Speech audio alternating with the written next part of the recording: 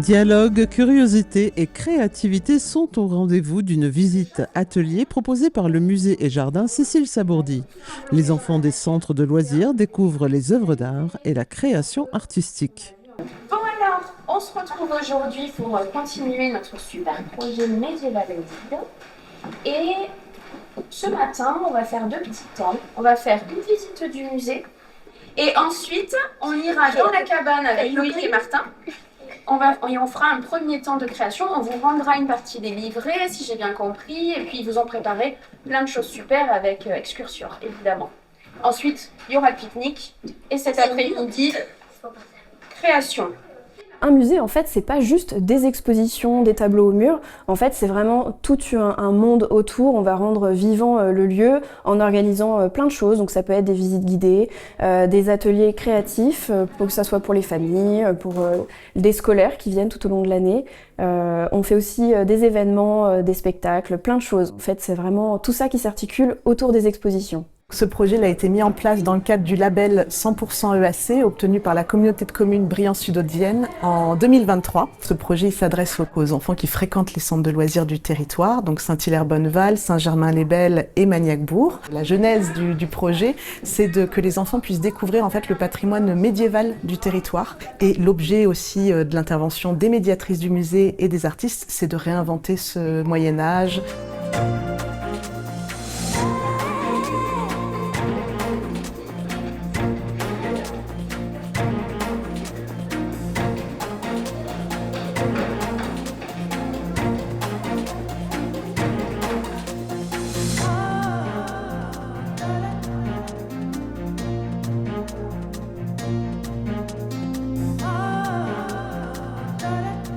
Naïf, brut ou singulier, l'art s'expose en liberté au musée Cécile Sabourdi avec 2 expositions. Pierre Albasser, oui, il a certainement passé sa vie d'abord à être ingénieur, mais il a une seconde vie de récupérateur.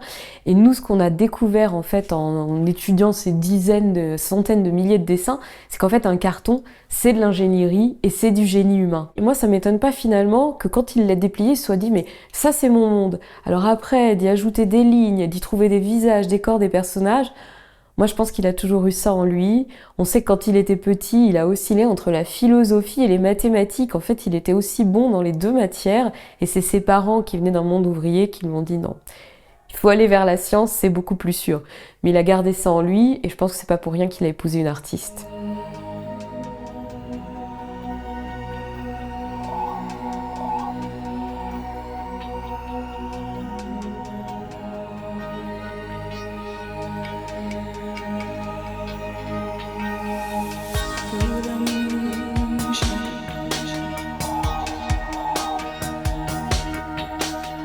Qui est Marie-Antoinette Bassieux. C'est une ex-religieuse, elle est sortie du couvent après 20 ans, mais elle est restée extrêmement pieuse et croyante.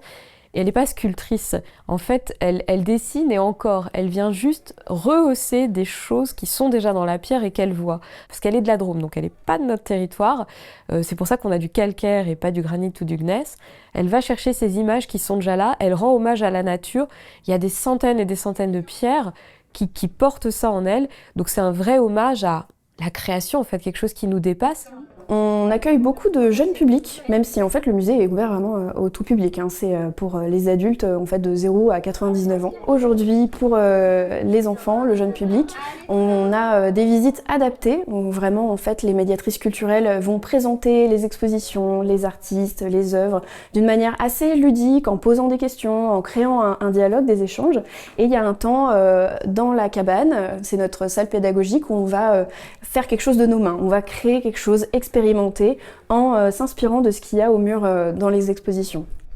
Prenez un gros crayon cette fois-ci. Prenez un peu Je veux parler, pas du tout. Peut-être un vrai de mentir, tu voulais parler. Tu dessines quoi? Alphabet. C'est plusieurs lettres, sauf que là, on fait des signes. Pour faire un jeu à la kermesse. J'essaye d'inventer des choses.